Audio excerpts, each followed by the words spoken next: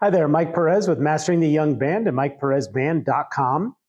This video is going to talk about the note lengths as well as the speed exercises that I have in my new Young Band resource called Band Daily Skills.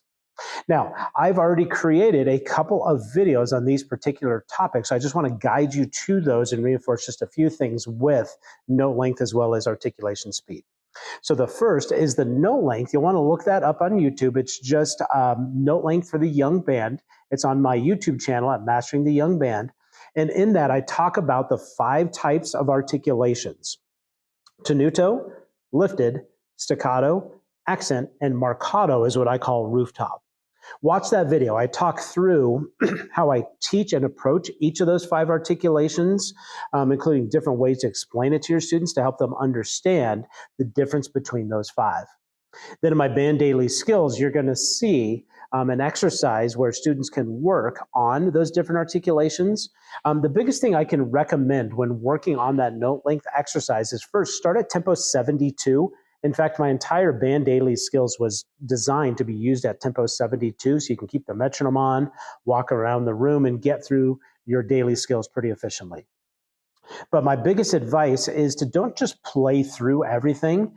Pick an articulation of the day, especially early on in the year. You go like, okay, this class we are working on lifted because my students are not playing lifted very well. So you introduce lifted, you talk about it, you do some reps on it, and then go around the band.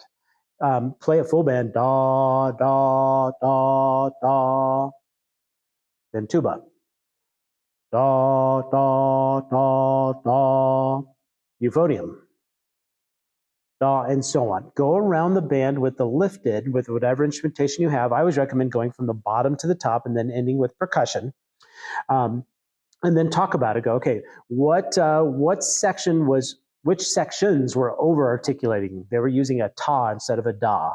What sections were playing it too long, which were playing it too short? Or you can even just go, okay, how many of you thought your section was playing their lifted too short? How many of you too long? And have students raise their hands and kind of do it that way. And then go, okay, let's do it again around the band and see who can improve. And what I like to do is I especially like to find either the best sections that are articulating something well or the ones that are doing it the least well. And I'll go, okay, these 3 sections are articulating lifted really well. They're going to play and then band play. So it'll go da, da, da, da, band, band, band. And we'll do 4 reps that way. Sometimes, though, those sections that aren't doing it very well, I'll have them lead. So I'll have the band play, da, da, da, da, and then your weaker sections, just to give them some exposure and a chance to hear them and see if they can improve and to match the band.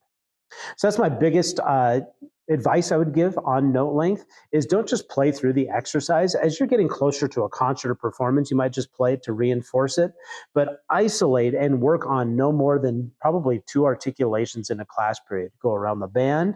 You can even go down the row to work on your articulations, but really listen to your students' note lengths. You'll be surprised at all of the variation there is among students, especially on lifted. You're going to hear the most variation.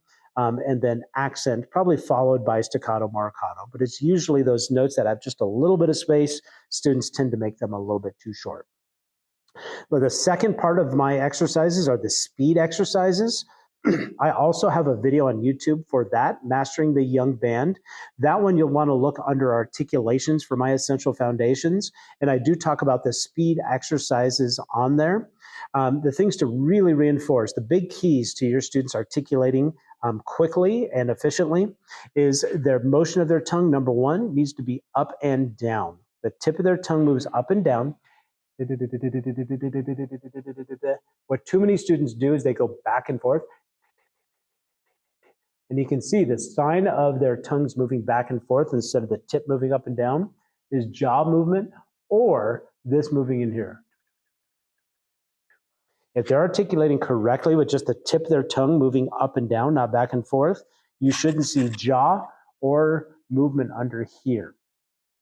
The next thing is you want to tell your students what they're touching, whether it's the reed, the teeth, or the flutes right behind their top teeth.